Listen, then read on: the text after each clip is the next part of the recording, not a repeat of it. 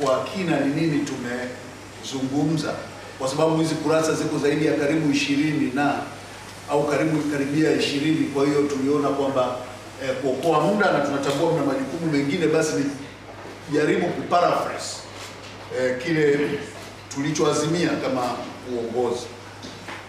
TLS inaeleza kuwa tathmini yake imekumbwa na changamoto kubwa kutokana na kutopatiwa au kutokutolewa kwa ripoti ya tume, kwa sababu ambazo wote mlizisikia, jambo ambalo kwa mtazamo wetu ni kinyume na misingi ya uwazi, haki ya kupata taarifa kwa mujibu wa Katiba ya Jamhuri ya Muungano wa Tanzania.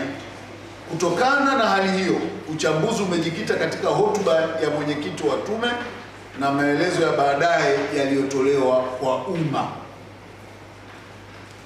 Ndugu wanahabari, kama ambavyo wote tunakumbuka kwamba tume ilikuwa na majukumu yaliyoongozwa na adidu za rejea, ikiwemo kuchunguza chanzo cha ghasia za uchaguzi; pili, kubaini wahusika na malengo yao; tatu, kutathmini madhara yaliyotokea; nne, kuchunguza hatua zilizochukuliwa na mamlaka; tano, kutoa mapendekezo ya kuimarisha utawala wa sheria, haki za binadamu na maridhiano kitaifa.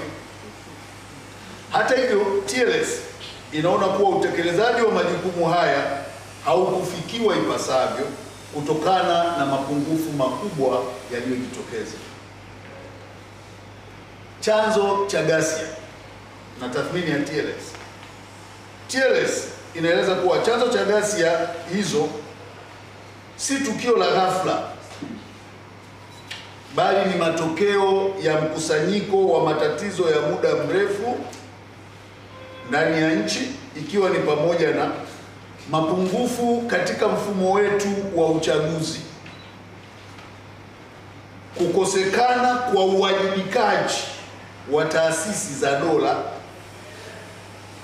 malalamiko ya muda mrefu kuhusu haki za binadamu,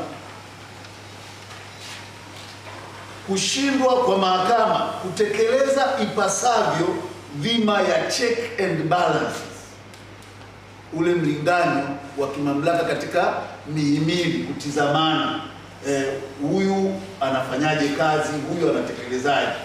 Pale kulikuwa na changamoto ambayo hususan kwenye masuala ya enforced disappearances na watu kukamatwa na kupotezwa. Kwa hiyo ilikuwa ni sehemu yenye changamoto, lakini kukandamizwa kwa uhuru wa kisiasa